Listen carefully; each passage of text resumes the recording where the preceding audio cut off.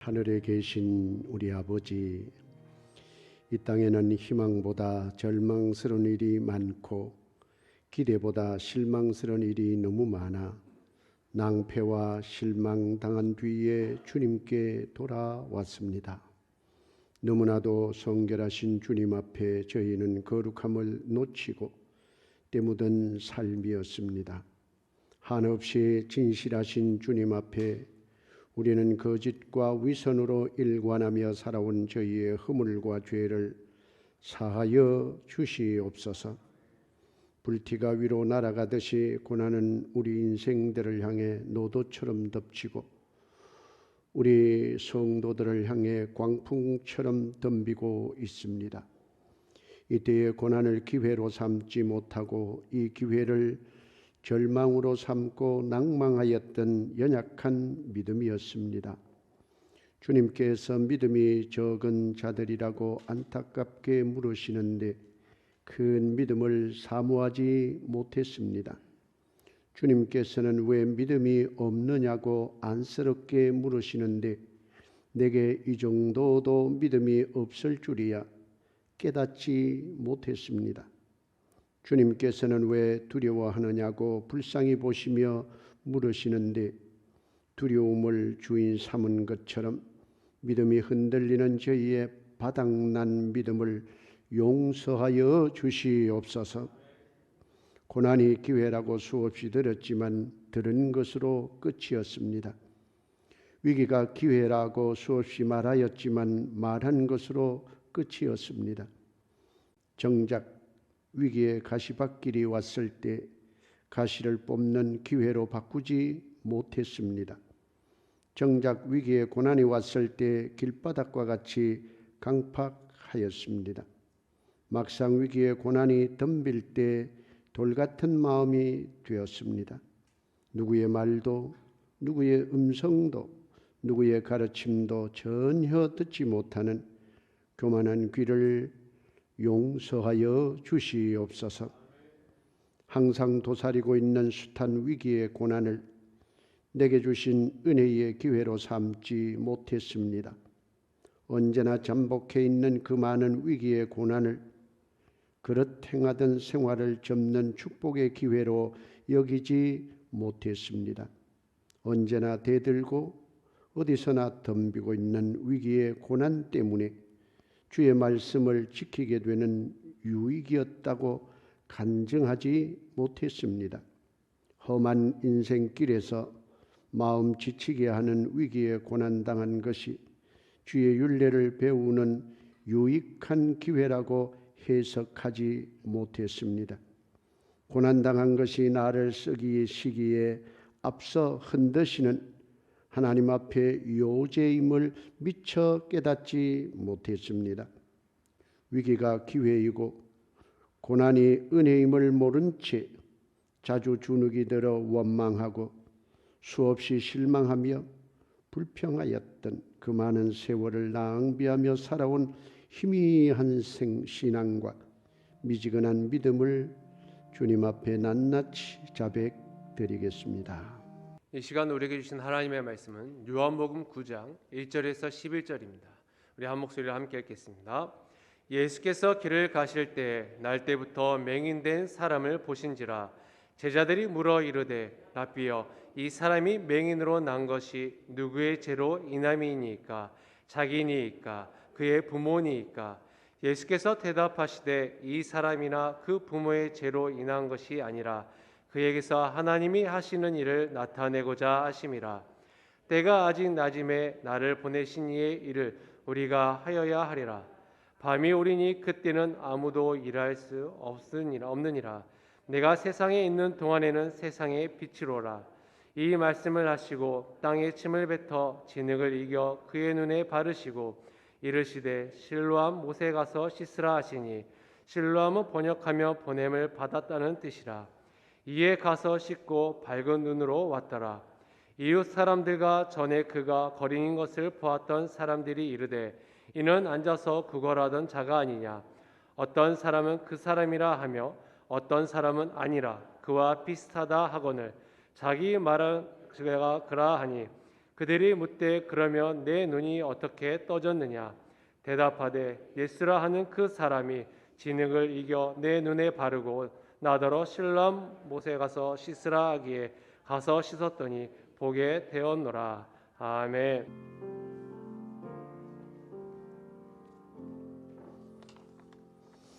위기를 기회로 삼는 원칙에 대해서 말씀을 나누도록 하겠습니다.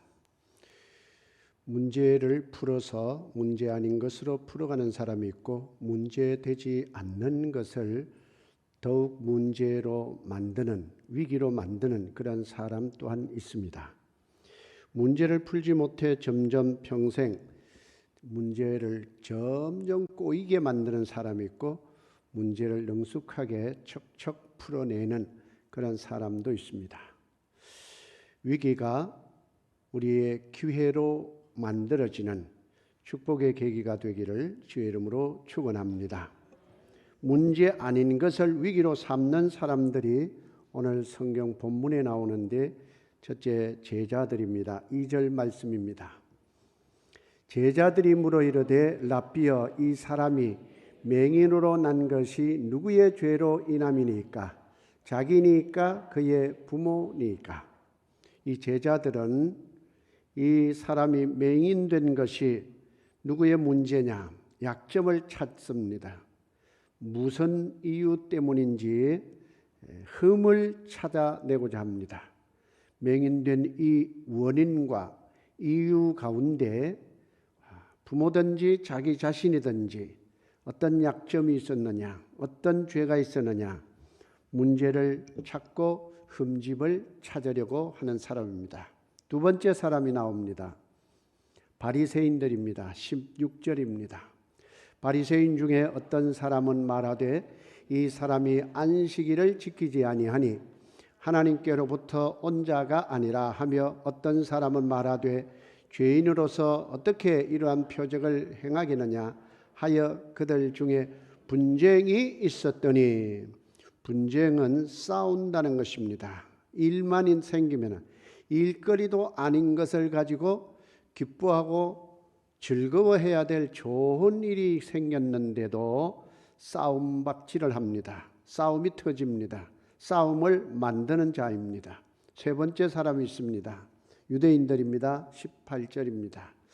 유대인들이 그가 맹인으로 있다가 보게 된 것을 믿지 아니하고 그 부모를 불러 이르되, 유대인들이 그가 맹인으로 있다가 이 유대인들이 고침받은, 맹인으로 있다가 예수님이 진흙을 발라 실로암에 가서 씻고 오라 해서 밝게 왔거든요. 눈이 떠졌습니다. 얼마나 영광스럽고 기쁘고 뭐 펄펄 뛰면서 축하해 줘야 될 일인데, 그 부모를 불러 따져듭니다.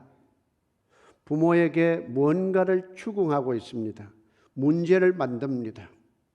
대한민국 선거도 끝나고 이제는 하나가 되어서 어떤 여든 야든 이쪽 저쪽 남북 어디든지 하나가 되어져서 우리는 한마음으로 나가야 할 줄로 믿습니다. 그런데 이 사람들과 같이 흠집 잡는 사람들이 있잖아요. 우리는 하나가 돼야 됩니다. 정치적으로, 사회적으로, 또 교회에 이 맹인이 눈을 번쩍 떴으면은 축하해주고 축하 파티를 해줘야 될 이 상황인데, 약점을 찾거나 또 그 부모나 인간관계, 그 가정을 덜수석거려서 거기에 문제점이 있을 것이다 하고 찾아 나서는 겁니다. 그런데 위기의 문제를 기회로 바꾸는 사람이 있습니다. 첫째로 6가지로 볼 텐데, 문제보다 문제를 보는 시각을 바꾸는 사람입니다. 가치관의 변화지요. 가치관이 다르다는 것이지요. 3절 말씀입니다. 예수께서 대답하시되 이 사람이나 그 부모의 죄로 인한 것이 아니라 그에게서 하나님이 하시는 일을 나타내고자 하심이라. 제자들은 문제를 만드는 부류에 속해 있다면, 예수님은 그 문제를 보면서 그 문제가 꼬이는 일이나 약점 찾을 일이나 가정의 가문을 뒤져서 죄를 색출해내는 그런 문제거리가 아니다. 하나님이 하시는 일을 나타내려고 하는 것이다. 여기에서 예수님의 보는 시각은 달랐습니다. 인생의 문제는 사실상 잘 따져보고 자세히 들여다보면은 문제가 없습니다. 다만 보는 문제를 바라보는 시각이 문제입니다. 사람은 자기의 선입견이나 자기가 가지고 있는 고정된 지식의 안목이 있어서 보는 눈이 각각 다르고 또 감정의 기복을 따라서 내가 감정적으로 기분이 좋다 이러면 왠지 보는 것이 썩 나쁘게 보이지 않을 경향이 있고요. 기분이 썩 좋지 않으면은 좋은 일인데도 기분 나쁘게 보여지는 이 현상이 벌어질 수도 있습니다. 우리 믿는 사람들은 먼저 인생을 보는 방법을 바꿔야 됩니다. 예수님이 우리의 구주이시고 우리가 예수님을 믿고 있는 자라면은 예수님을 믿기 때문에 예수님이 보는 방식을 본받아야 된다 그 말입니다. 여기에도 하나님의 뜻이 있겠지. 하나님을 사랑한다면은 합력해서 선을 이루겠지. 하나님을 사랑하고 그 뜻대로 부르심을 입은 자들에게는 모든 것이 합력하여 선을 이룰 것이다 하는 이러한 안목, 이러한 시각, 똑같은 팩트를 두고서 제자들은 누구의 죄나 약점을 찾고 바리새인도 유대인도 문제가 거의 밝혀지고 증명되어졌음에도 불구하고 그 부모를 그냥 호출을 해서 따지고 궁지로 몰아넣는 이 비극이 있습니다. 그런데 예수님은 다른 시각으로 보셨어요. 우리는 작은 예수, 그리스도인, 신자, 하나님의 말씀으로 사는 자라면은 예수님의 안목이 우리에게 있어야 할 줄로 믿습니다. 기적 중에 기적은 무엇인가? 그것은 사람이 변하는 것입니다. 사람은 자세히 보면 사실상 안 변합니다. 무엇이 변하느냐? 생각이 변합니다. 인식이 바뀌는 겁니다. 똑같은 환경, 맹인이라고 하는 한 사람이 그가 금방 바뀐 게 있습니까? 그대로 그 소리를 들으면서 뭔가 기대를 하고 있었겠죠. 제자들도 있고 바리새인도 있고 유대인도 있고 예수님도 있어요. 그러니까 똑같은 현장 팩트를 보고서 예수님은 하나님의 일을 나타내는 것이라 시각이 달랐습니다. 인식이 달랐다고 말입니다. 신앙이라는 것이 무엇인가? 신앙은 내 인식을 예수님의 인식으로 바꿔가는 것이 신앙입니다. 그러니까 인식이 바뀌어지지 아니한 그 사람은 맨날 첫날 교회 생활, 믿음 생활 오래 했다고 해도 바뀌지 않은 상태로는 아무런 일이 벌어지지도 않고 오히려 문제가 될 것 같으면 문제를 삼습니다. 문제를 터뜨립니다. 싸움을 벌입니다. 분쟁을 터뜨립니다. 그리고 그 주변 환경까지 맹렬히 조사해서 이 유대인들이 그 부모를 호출해서 뭔가 따지고 들듯이 하고 있는 것입니다. 하나님은 원칙을 절대로 바꾸지 않습니다. 하나님은 법칙을 바꾸시지 않습니다. 우리를 원칙과 그 법칙 속에서 성공하게도 하시고 행복하게도 하시고 승리하게도 하시는 것입니다. 자연의 법칙이라는 것도 있고 이 사회의 모든 생활의 법칙과 원칙이라는 것들이 있습니다. 이 법칙 안에서, 원칙 안에서 하나님은 일을 하시고 우리를 이끌어 가시고 복을 내려 주시는 것입니다. 행복한 삶을 살기 위해서는 먼저 내 내면의 기본 원칙을 바꾸어야 됩니다. 그래서 제자들처럼 약점 먼저 찾고 바리새인들처럼 분쟁부터 한바탕 싸움을 일으키는 문제부터 발생시키고 유대인들처럼 자기 자신과 또 그 주변 환경을 캐고 다 캐어서 문제가 반드시 있을 것이다. 너는 안식일에 치료받았다지 하면서 이제 문제를 만들어 가는데, 우리는 문제 해결자가 돼야 되고요. 문제가 있을 때에 문제가 즉 위기로 만들어 가지 않고 기회로 바꾸어가는 원칙을 만들어 놓으신 하나님의 원칙 속에서 승리하고 문제의 성공을 만들게 되기를 주의 이름으로 축복합니다. 올바른 법칙이 내 마음속에 내면화되어지는 그 원칙 생활이 있어야 됩니다. 원칙이 무너지게 되면은 그 삶은 다 흔들리게 돼요.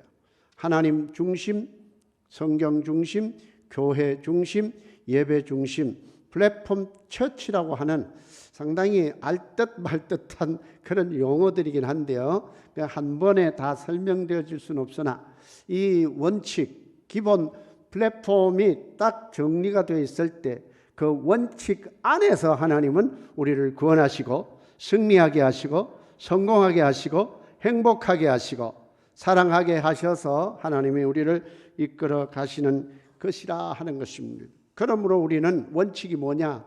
바로 천국 지향적인 삶을 살 때에 거기에 행복이 있고 기쁨이 있고, 천국 지향이니까 천국을 가겠지요. 지옥 지향적이면은 결국은 궁극적으로 도달해 보니까 지옥이네, 잘못 왔네. 그때는 때가 늦은 것 아니겠습니까? 하나님 앞에 원칙을 무너뜨리지 않기를 바랍니다. 마태복음 6장 33절에 너희는 먼저 그의 나라와 그의 의를 구하라. 아멘입니까? 이것은 대원칙입니다. 하나님도 안 무너뜨리십니다. 사람도 무너뜨리면 안 됩니다. 이것을 인정하지 아니할 때, 그리고 이 원칙은 깨트려 놓고 안전하기를 바라고 원칙은 무시하고 성공하기를 바란다면은 그 위험한 발상입니다.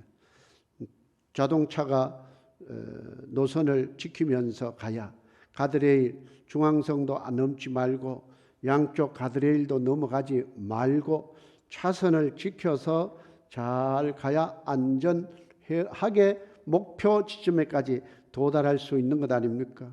그 원칙을 벗어나서는 빨리 갈 수도 없거니와 벗어나는 순간 엄청난 큰 사고를 입게 됩니다. 하나님은 인생길 원칙을 정해놓으셨습니다. 먼저 그의 나라와 의를 구할 때에 이 원칙 속에서 성공의 결과, 성공의 열매를 거둘 줄로 믿습니다. 두 번째로는 행복과 사랑은 기다려주지 않는다 하는 것입니다. 쟁취하는 것이죠. 7절 말씀입니다. 이르시되 실로암 못에 가서 씻으라 하시니, 실로암은 번역하면 보냄을 받았다는 뜻이라. 이에 가서 씻고 밝은 눈으로 왔더라. 이 맹인에게 행복은 무엇일까요? 눈 뜨는 것 아니겠습니까? 그가 정말로 사랑의 대상, 이제 눈을 뜨게 된다면 사랑할 가족도 있고 사랑할 대상도 있고 사랑할 일들이 너무너무 많겠지요.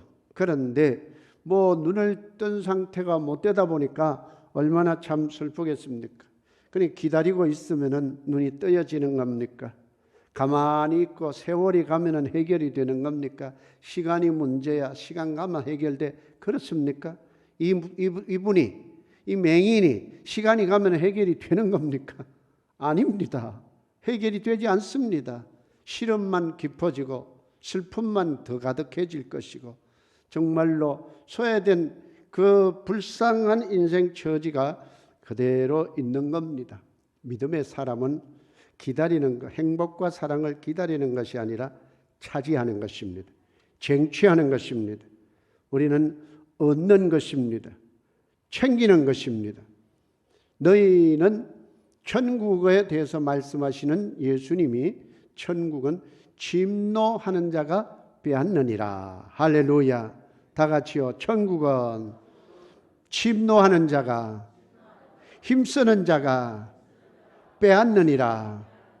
침노 혹은 힘쓴다는 표현으로 번역되고 있는데, 이 천국은 하나님의 은혜로 주시지만은 그 은혜로 주신 것을 우리의 믿음 안에서 힘써서 얻는 것이고 침노해서 얻는 것입니다.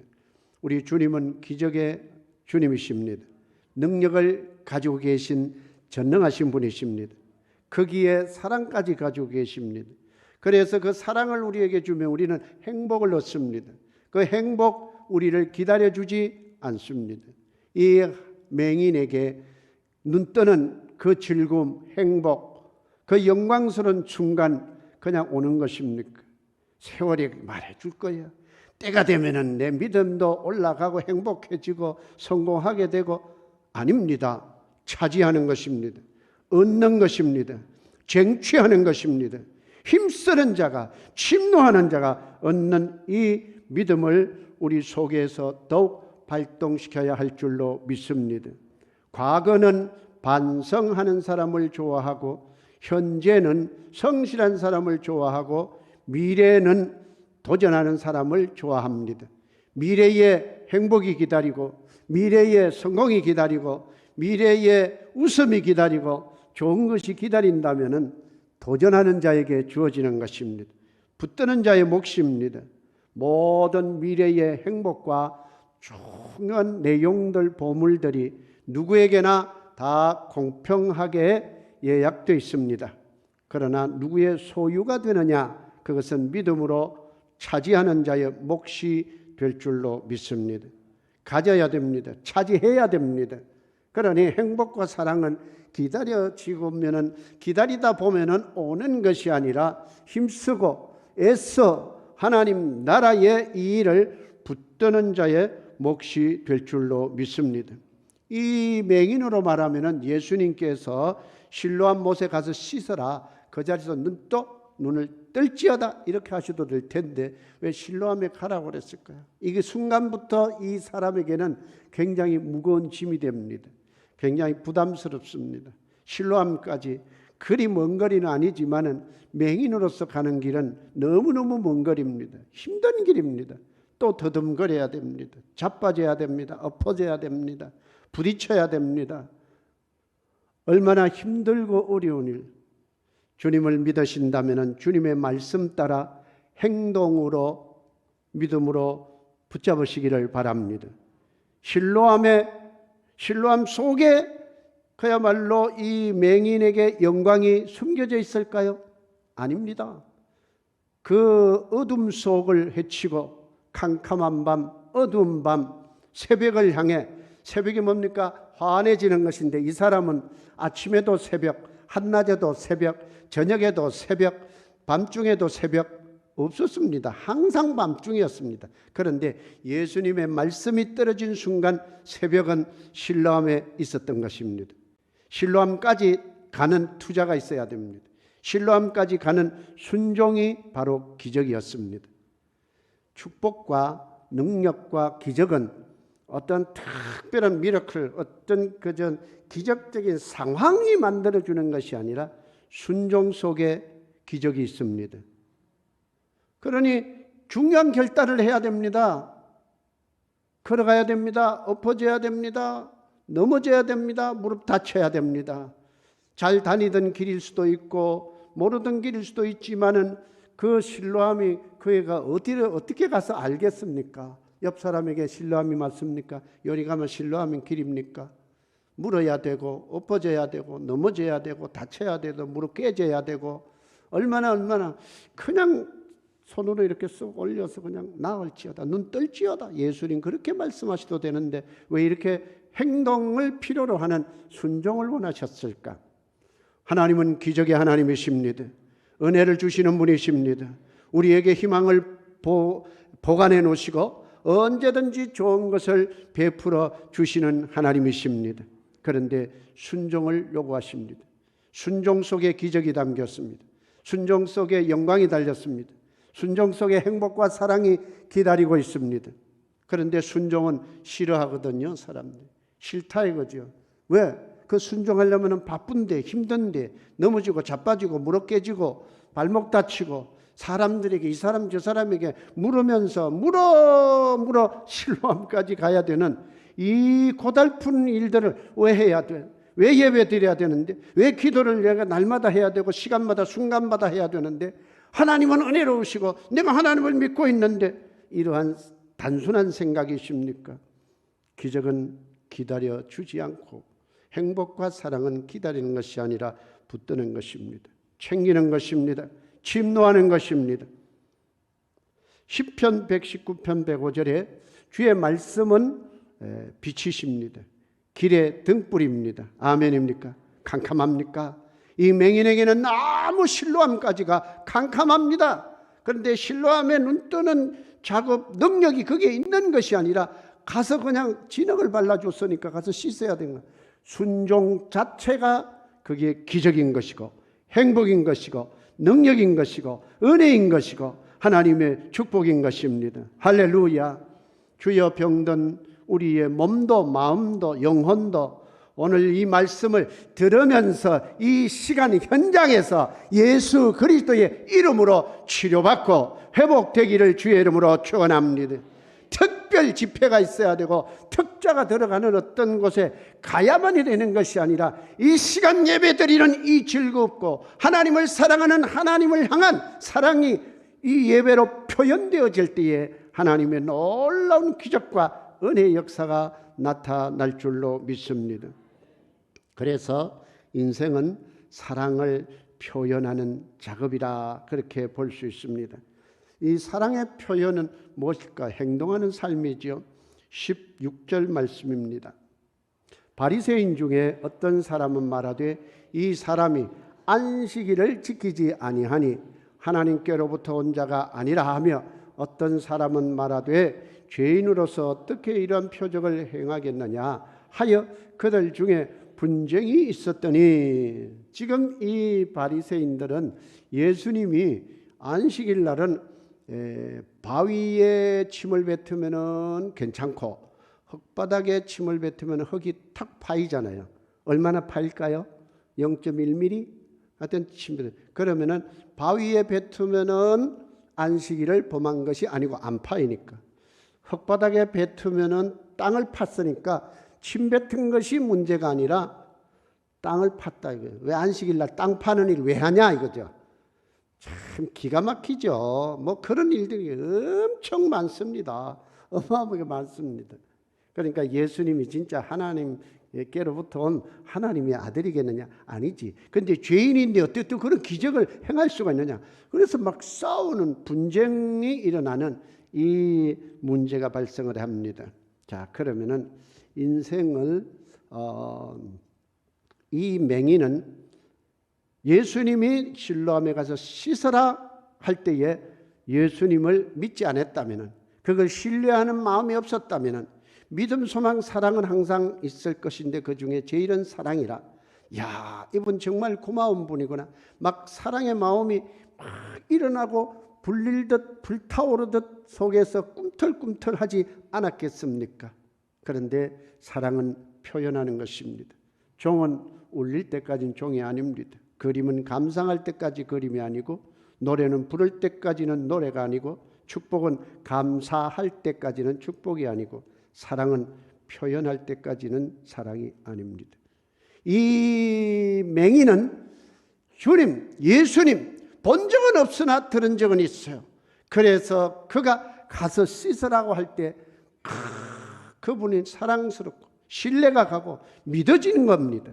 믿음, 소망, 사랑은 함께 다니는 의좋은 자매들이라.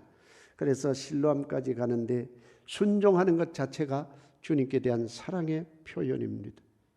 표현할 때까지는 사랑이 아닙니다. 그저 속으로 사랑하면 뭐 하겠습니까?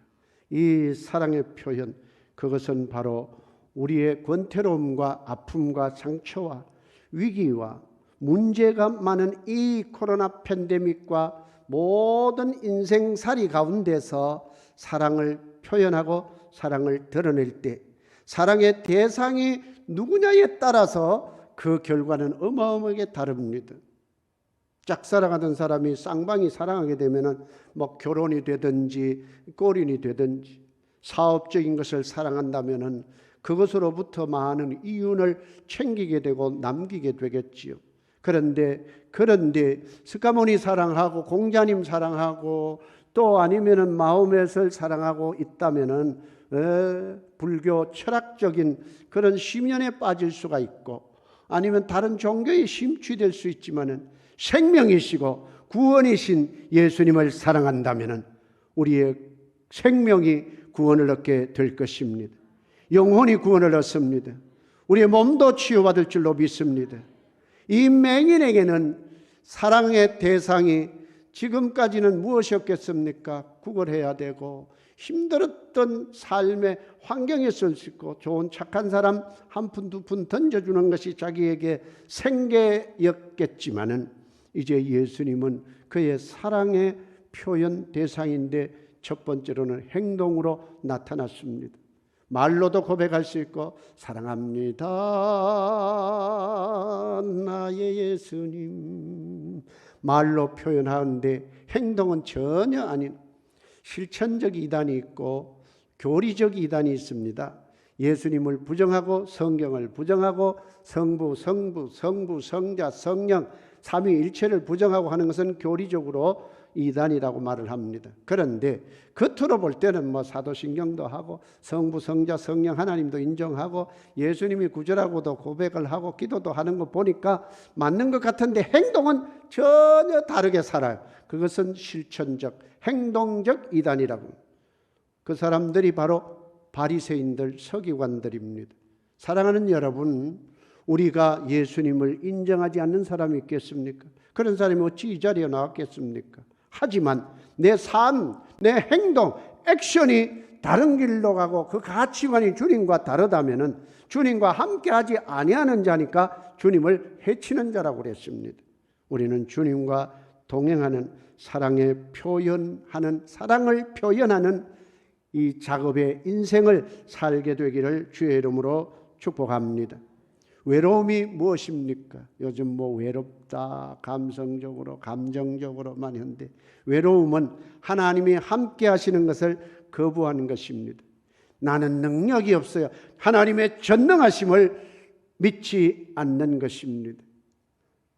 나는 무지합니다. 아무것도 모릅니다. 전지하신 주님을 인정하지 않는 것입니다. 나는 외롭고 고독합니다. 임마누엘 되시는 주님을 거부한 것 아니겠습니까? 그러니 내 실천적인 신앙 상태가 문제가 있을 수 있어요. 행동으로, 삶으로 우리 주님을 사랑하는 사랑의 표현을 하고, 사람에게도 가족에게도 또 아는 자들에게도 이 사랑이 표현되어질 때 거기에는 생기가 있습니다. 사랑으로 말미암아 새로 살아나는 역사가 있게 될 줄로 믿습니다. 이 예배 드리면서 훗날에 특별 집회, 특별 부흥회 여기에 가서 특별 안수 받고 그러면 이제 문제가 해결되겠지? 아닙니다. 예배 드릴 때 주님을 사랑하기 바랍니다. 하나님 존중하고 존귀히 여기며 사랑하면서 이 예배를 드리고 있다면 이 예배 드리는 중에 주님께서 우리의 영혼을 정결케 하여 주실 것이고, 죄 문제가 해결이 되어지고 이목구비 사지백체 오장육부에 있는 문제 예수 이름으로 고침받을 줄로 믿습니다. 예수 그리스도의 이름으로 명하노니 어둠의 영들은 떠나갈지어다. 질병도 고침받을지어다. 예수 이름으로 치료될지어다. 내게는 아직도 캄캄합니다. 실로암 가야 돼요. 넘어져야 돼요. 가빠져야 돼요. 주일 낮에, 저녁에, 새벽에, 금요일에 기도하면서 말씀 안에서 살아가기 너무 힘듭니다. 세상으로부터도 또 직장 동료로부터도 사회에 많은 사람들로부터도 만만치가 않습니다. 힘듭니다. 그래도 실로암이 있다면 가야 안 되겠습니까? 왜? 근거는 주님의 말씀이기 때문입니다. 내 길에 비치기 때문입니다. 내 길에, 내 발에 등불이기 때문입니다. 아멘입니까? 말씀 근거로 가는 길은 넘어져도 희망이 있습니다. 자빠져도 희망이 있습니다. 엎어져도 거기에는 치료가 있고 회복이 있게 될 줄로 믿습니다. 사랑을 표현해야 됩니다. 그 다음 네 번째는 사랑이 가장 위대한 능력임을 인정하는 사람입니다. 절대적인 가치관을 가지는 것이지요. 6절 말씀입니다. 이 말씀을 하시고 땅에 침을 뱉어 진흙을 이겨 그의 눈에 바르시고, 진흙을 이겨 그의 눈에 바르시고, 나무는 햇빛을 받고 산소를 품어내 줍니다. 우리는 하나님의 은혜를 입고 능력을 체험을 하고 믿음으로 승리할 수 있습니다. 주님이 뭐 흙을 바르든 거기에 손을 그냥 대기만 하든 그냥 말씀으로 하시든 거기에는 하나님의 사랑이 있습니다. 어떠한지 기분 상하는, 감정에 썩 어울리지 않는, 그런데 이분은 뭐 본 것이 진흙이면 침을 뱉어서 이긴 건지 물로 이겼는지 그 분위기상은 알아챌 수는 있겠지만은 뭘 알겠습니까?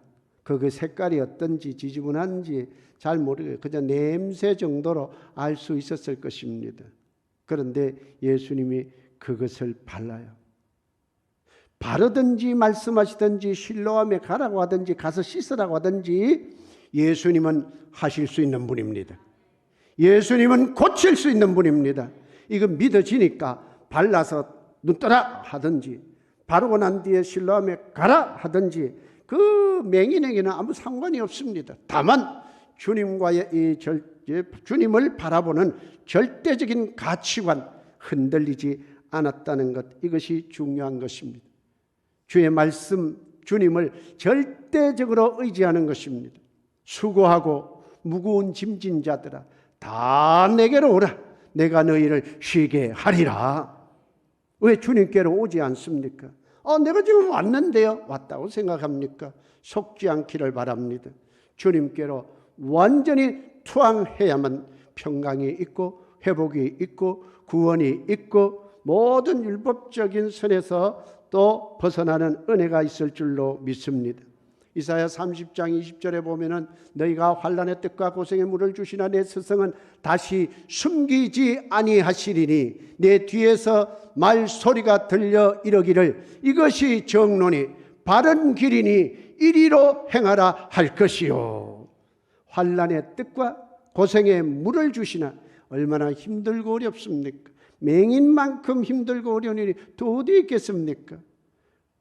다 겪고 있는 코로나 팬데믹이라고 할지라도 환난의 떡 밥을 먹듯이 물을 마시듯이 고생하고 있지만은 내 스승은 내 뒤에서 들려 이르기를, 왜 앞에서 말씀하지 않고 뒤에서 이게 주님 계신 건지 진짜인지 긴가 민가 의심갈 만하지 않습니까? 그럼에도 불구하고 내 뒤에서 들려 이르기를 이것이 정론이 바른 길이니 이리로 행하라. 우회전 좌회전 바른 길 좌회전 좌회전 우회전 우회전, 뒤에서 이 말씀이 빛으로 말씀하시고 등불로서 말씀하신다 그 말입니다. 실로암 가면은 실로암이고 실로암까지 가면은 넘어져야 되고 힘들어야 되고 부담되지 않겠습니까? 하나님 앞에 예배로, 하나님 앞에 기도로, 하나님 앞에 찬양으로, 하나님 앞에 이 순종으로 나아가는 길이 만만치 않습니다. 하지만 그 길이 희망의 길입니다. 그것이 축복의 길입니다. 그것이 치유의 길입니다. 그것이 승리의 길입니다. 절대적으로 주님을 의지하는 신뢰감 가지는 거예요. 다섯 번째는 삶의 영원한 주제는 주님을 사랑하는 것입니다. 인생의 가치가 어디에 있습니까? 1절 말씀입니다. 예수께서 길을 가실 때에 날 때부터 맹인된 사람을 보신지라. 주님 앞에 뛰는 것 복 중에 복입니다. 공자님에게 뛰었다면은 위 선자는 천보지복하고 위 불선자는 천보지환이라. 무슨 명심보감에 나오는 이런 공자님 말씀, 그래서 공자 유교도가 되었겠지요. 고타마 시다르타 석가모니가 그 자리에서 이 맹인을 만났다면은 하시아솔에 오도무유지 등냐, 언젠가 예수께서 오시면은 내가 깨달은 것은 기름 없는 등불에 불과해. 그러니 지금 그때까지는, 저때까지는, 만날 때까지는, 고침받을 때까지는 그냥 명상해. 철학도가 돼야 돼. 그렇게 될 겁니까? 주님이 우리를 만나 주셨습니다. 주님 만나 주신 것이 은혜입니다. 주님이 나를 알아주신 것이 은혜입니다. 너무너무 고맙고 감사한 일 아닙니까? 웬 은혜입니까? 웬 사랑입니까? 왜 내게 성령 주셔서 내 마음을 감동해 예수 그리스도가 나의 구주이시고 십자가에 죽으셔서 나의 죄를 대속해 주시고 3일 만에 부활하셨음을 믿어지는 이 은혜가 주님이 나를 만나 주셨다는 증거 아니겠습니까? 성령님이 내 안에 오셔서 계시다는 증거가 아니겠습니까? 내게 위기에 맹인과 같은 어려움이 있습니까? 기회로 삼으시기를 바랍니다. 예수님이 지나가시는 그 자리에 이 맹인이 있었으니까 눈에 띈 거 아니겠습니까? 이 예배에 주님이 지나가시는데 스쳐 바람처럼 지나가는 것이 아니라 나를 만나 주시옵소서, 내 손을 잡아 주시옵소서. 이 예배 끝나기 전에, 이 예배 축도가 끝나기 전에 하나님 나를 만나 주시옵소서. 얼마나 큰 기회요, 축복의 찬스가 아니겠습니까? 기대가 없는 믿음은 제일 큰 비극입니다. 인생에 가장 치명적인 타락이 있다면 기대감도 없이 그저 종교인처럼 예배에 참석하고 앉았다가 사라져 간다면 이보다 더 큰 타락이 없고 이보다 더 큰 불행이 없습니다. 이 시간에 은혜 있기를 바랍니다. 이것이 바로 우리에게 기회입니다. 기회로다, 기회로다, 은혜 받을 기회로다. 할렐루야. 지금 이 순간입니다. 다음이 아닙니다. 코로나 끝나는 때에는 멋지게 아닙니다. 지금 원칙이 무너지고 있습니다. 말씀 앞에 서야 됩니다. 하나님은 우리를 붙들어 주시고 세워 주시기를 원하고, 그래서 실로암에 가라고 진흙탕을 그냥 침을 뱉어서 더러운 거 아닙니까? 그걸 발라주었습니다. 지금 이 순간에 이런 하는 거는 좀 매너가 없는 것 아닙니까? 이 어려운 때 이래라 저래라 기도해라 예배해라 뭐 하라, 너무 매너 없고 진흙탕 발라주는 거 아닙니까? 침까지 뱉어서 그렇게 여겨지십니까? 아닙니다. 실로암을 향해서, 실로암은 새벽입니다. 실로암은 희망입니다. 이 사람에게는 실로암에 가서 씻을 때 주님께서 타이밍을 그렇게 맞춰놨어요. 그게 눈 뜨는 타이밍이 실로암까지 가는 순종과 액션이 취해질 때 하나님께서는 기적이 나타나는 순간이었다, 그 말입니다. 할렐루야. 이 코로나 팬데믹이든 여러 상황이든 우리는 이 믿음으로 이 기회를 놓치지 말고 나아가기를 원합니다. 주님을 사랑하는 그 마음으로, 주님을 존귀히 여기는 그 믿음으로 예배를 드리고 하나님의 말씀 앞에 아멘, 아멘 기다리고 있을 때 근심도 떠나갈 줄로 믿습니다. 염려도 떠나갈 줄로 믿습니다. 암병도 떠나갈 줄로 믿습니다. 맹인도 눈뜨게 되는 역사가 있을 줄로 믿습니다. 하나님은 살아 계십니다. 나의 지식과 나의 선입견, 내가 실로암 가서 많이 씻어봤는데요, 실로암 나도 여기저기 다니다가 그래도 내가 보이진 않지만은 손도 씻고 얼굴도 씻고 눈도 씻어봤습니다. 왜 실로암입니까? 꼭 그래야만 됩니까? 제자들처럼, 바리새인들처럼, 유대인들처럼 문제 없는 것을 가지고 자꾸 문제를 만드는 그런 말 한마디도 문제를 만드는 말투, 부정적인 말투 다 내게서 예수 이름으로 떠나갈지어다. 이렇게 해서 치유받고 회복되는 큰 역사 있기를 주의 이름으로 축복합니다. 사랑을 공급받는 통로를 교회로 삼을 때에, 교회 신앙이 되어질 때에 예수님께서 세상의 빛이로라, 내가 세상에 있을 동안에는 세상의 빛이라고 하셨으니 예수님 계실 때 똑바로 은혜 받아야 되겠다. 예수님 역사할 때 이 교회에서, 내 심령에서 주님이 은혜를 거두시고 성령을 거두시면 안 되는 것입니다. 이 기회 놓치지 않고 주님 있을 때, 주님 계실 때, 역사할 때, 지금 은혜 받을 만한 기회 있을 때, 우크라이나처럼 전쟁이 일어나서 피난 가다가 포탄 맞아 그 자리에서 죽고, 그 자리에 그냥 민간인이라도 마구 쏘아대니까 막 죽어 넘어지지 않습니까? 지금 은혜의 기회입니다. 오히려 그들을 위해 기도할 기회입니다. 이 기회가 우리에게 은혜가 되고 치유가 되고 회복이 되어지기를 주의 이름으로 축복합니다. 다짐입니다. 시작. 주여, 이 세상의 수많은 인생 문제를 위기로 몰아가는 어리석고 아둔한 생각에서 건져 주소서. 주여, 절박하고 위기의 순간에도 위대한 사랑으로 기회로 삼는 확실한 가치관을 심어 주소서. 아멘.